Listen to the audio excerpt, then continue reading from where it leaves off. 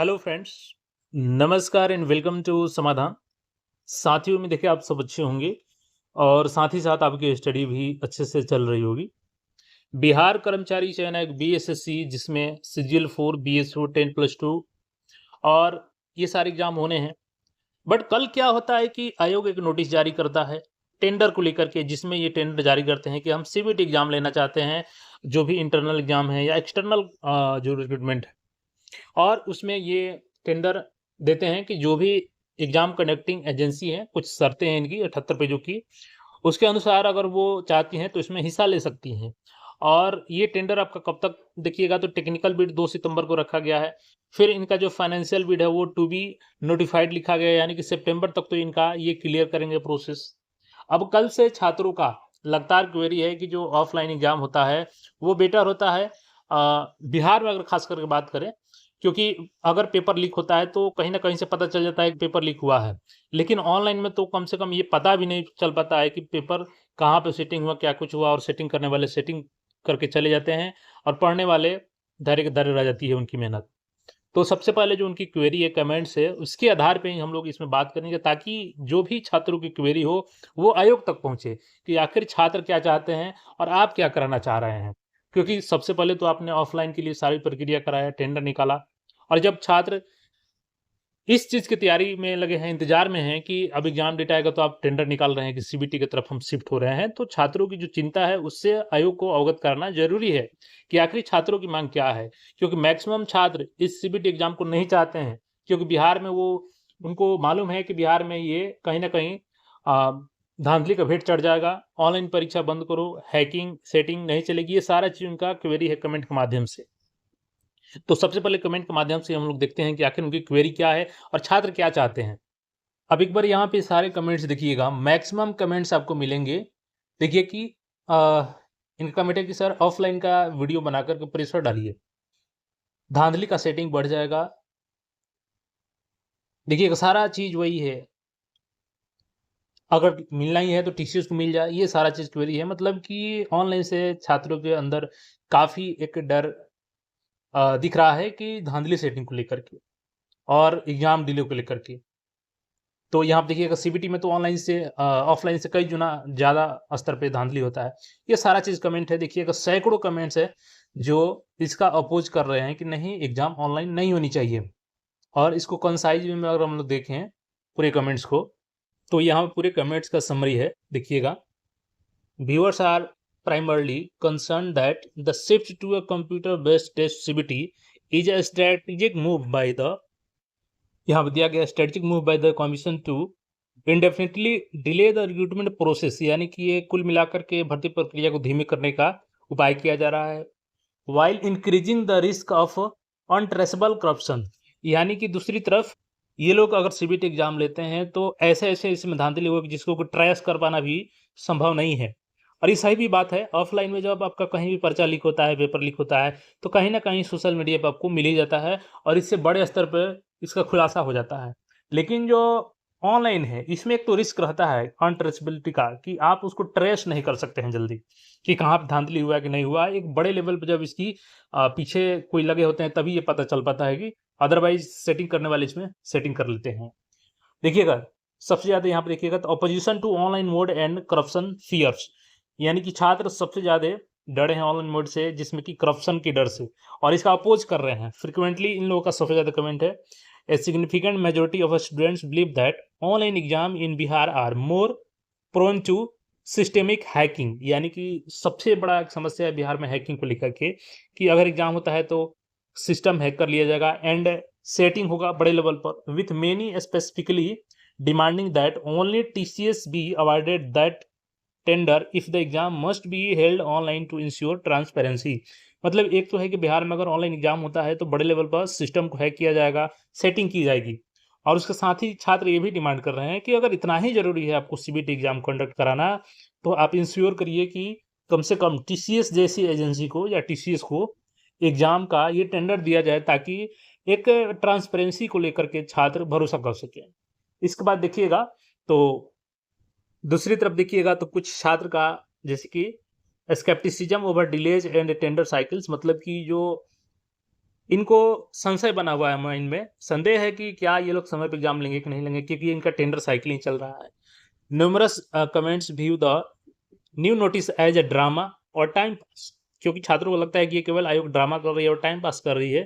Tactic by the BSSC to postpone the exam until 26 और beyond, मतलब 2026 तक exam को ऐसे ही खींच के ले जाना या उसके आगे तक ले जाना। Noting that the commission frequently switches between offline and online plan just to reset the administrative timeline, यानी कि बार बार इन लोग का ऑफलाइन ऑनलाइन ये एक तरीके से समय को बढ़ाने का प्रक्रिया है। Demands for protest and offline exam, और कुछ छात्र यहाँ पे मांग कर रहे हैं कि एक महाआंदोलन हो ताकि आयोग पर प्रेशर क्रिएट किया जा सके कि एग्जाम ऑफलाइन ट्रेडिशनल मोड में हो और जल्द से जल्द कैलेंडर को रिलीज किया जाए, कैलेंडर इमीडिएटली। तो अब इसके हम लोग संदर्भ में समझते हैं कि क्या बिहार में इतने बड़े लेवल पे एग्जाम के लिए ऑनलाइन सेंटर्स अवेलेबल हैं, क्या एग्जाम ये पॉसिबल है, और है तो कितने दिन तक ये लंबा खींच सकता है एग्जाम। तो देखिए, पहला चीज है कि ऑनलाइन से छात्र क्यों डर रहे हैं, क्योंकि ज्यादातर स्टूडेंट को लगता है कि सीबीटी से करप्शन, हैकिंग और सेटिंग बढ़ सकती है। कई लोग ये भी कह रहे हैं कि अगर ऑनलाइन होता है तो ट्रस्टेड एजेंसी जैसे टीसीएस को दिया जाए। और डिले को लेकर के सबसे ज्यादा नाराजगी है, क्योंकि स्टूडेंट का मानना है कि ये सीबीटी शिफ्ट एक डिले स्ट्रेटजी हो सकती है। बार बार ऑफलाइन ऑनलाइन चेंज करने को लेकर के ये टाइम पास और एक तरह से ड्रामा ही है, ताकि एग्जाम को जितना लंबा हो सके खींच सके। और चूंकि ऑफलाइन के एग्जाम इसीलिए लोग मांग कर रहे हैं ताकि ऑफलाइन में कम से कम पता तो चलता है कि कहाँ से पेपर लीक हुआ है, और फिर उसके आधार पर पेपर। सबसे बड़ा सवाल आता है क्या बिहार में इतने बड़े लेवल पे एग्जाम पॉसिबल है। देखिए, अगर पॉसिबिलिटी की बात करें तो इम्पॉसिबल तो नहीं है कोई भी काम। 24 लाख कैंडिडेट सीबीटी एग्जाम दे चुके हैं इसके पहले, और ये सोर्स किसका है तो इंडियन एक्सप्रेस का है। मतलब सिस्टम है बिहार में, लेकिन स्केल इसका काफ़ी छोटा है। मतलब कि अगर बड़ा एग्जाम लेना है, जैसे कि 36 लाख आवेदन हो गया, तो इसमें आपको देखिएगा, तो जैसे अगर हम लोग सरकारी सेंटर की बात करें तो बापू परीक्षा सेंटर की बात करें तो इसमें टोटल 75 से कैपेसिटी है, लेकिन जिसमें ऑफलाइन भी है ऑनलाइन भी है। बट सीबीटी नहीं है, यहाँ पे मिक्स्ड है। सीबीटी की बात करें तो लगभग पर शिफ्ट यहाँ पे 3000 के आसपास कैपेसिटी है एक शिफ्ट में, और ये सोर्स आपका इंडियन एक्सप्रेस का है।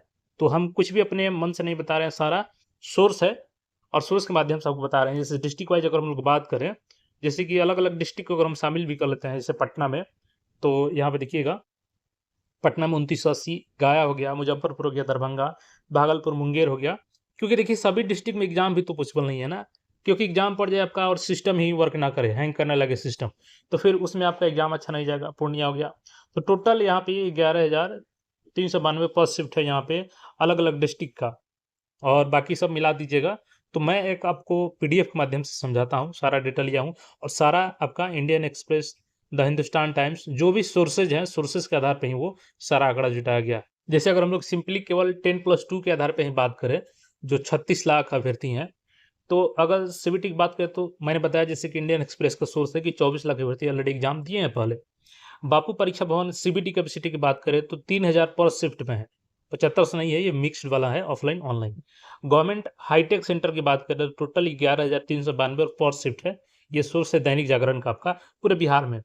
प्राइवेट सेंटर की बात करें, जैसे कि जो बढ़िया है, वैसे तो कोचिंग वाले भी इसमें सेंटर दे देते हैं। जैसे कुछ एसएससी सेंटर वाला एग्जाम हुआ था ना कि गाय के तबेला में भी एग्जाम पड़ गया था, तो वैसे सेंटर की हम बात नहीं कर रहे हैं। तो गवर्नमेंट हाईटेक सेंटर हो गया इतना। प्राइवेट आईओएन सेंटर जो देखिएगा तो 8,000 से 12,000 का कैपेसिटी है पर शिफ्ट का। टोटल सीबीटी कैपेसिटी की बात करें हम लोग तो पर शिफ्ट का अप्रॉक्स यहाँ पे 24,000 पर शिफ्ट का रहा है। मतलब कि जो रेपुटेटेड सेंटर की हम लोग बात करें कि अगर सही तरीके से एग्जाम लेना है तब, और 2 शिफ्ट की एग्जाम करें तो एक दिन का 48,000 अभ्यर्थी हो जाएंगे। तो टाइम रिक्वायर्ड फॉर 36 लाख अभ्यर्थी। अगर आप केवल 2 शिफ्ट में एग्जाम लेते हैं डेली, एक दिन भी आपको गैप नहीं करना है, तो 75 दिन में आपका एग्जाम होगा केवल इंटर लेवल का। अगर 3 शिफ्ट करा लेते हैं, जो कि अपने आप में एक टफ टास्क होगा, तो फिर 60 दिन में होगा आपका। मतलब फाइनल कंक्लूजन है कि सीबीटी आपका पॉसिबल है, लेकिन एक लंबा चौड़ा समय आपको चाहिए। केवल प्रीलिम्स लेने में इसको 2.5 से 3 महीने लग जाएंगे, क्योंकि बापू भवन का देखिएगा तो 3,000 कैपेसिटी है। गवर्नमेंट सेंटर्स का 11,392 है, और प्राइवेट सेंटर्स का लगभग 10,000, टोटल 24,000 सेंटर है। इसको और थोड़ा सा विस्तृत में समझिएगा तो, अगर फिजिबिलिटी की बात करें सीबीटी की, तो इंडियन एक्सप्रेस का ये सोर्स है और 3000 बापू परीक्षा भवन का है यहाँ पे। अलग-अलग डिस्ट्रिक्ट का देखिएगा, जिसमें अगर हम केवल गवर्नमेंट की बात करें अगर डिस्ट्रिक्ट वाइज़, तो पटना में इनका 2980 कैपेसिटी है, गया में 1167, ये गवर्नमेंट का है। मुजफ्फरपुर में 1167 है, दरभंगा में 1167 है, भागलपुर में 1167 है, मुंगेर में 620 है, सहरसा में 620 है, छपरा में 692 है और पूर्णिया में 640 सीट का कैपेसिटी है। हालाँकि यहाँ पे जैसे छपरा जैसे शहर की बात करें और भी शहर की बात करें, तो यहाँ पे आपको सर्वर इश्यू मिल सकता है, तो अब इसमें भी कुछ सेंटर मान के चलिए कि गड़बड़े रहेगा। टोटल कैपेसिटी आपका 11,392 ये गवर्नमेंट का है, बाकी प्राइवेट का 8,000 से 12,000 रेपुटेटेड सेंटर की मैं बार-बार बोल रहा हूँ, रेपुटेटेड सेंटर। बाकी सेंटर की बात करें तो कैपेसिटी तो पुजाने के लिए आप 2 लाख भी पुजा दीजिएगा, लेकिन वही कोचिंग वाला जिसमें सर्वर है, तो बहुत सारी समस्या आएगी, एग्ज़ाम का कोई मतलब नहीं रह जाएगा।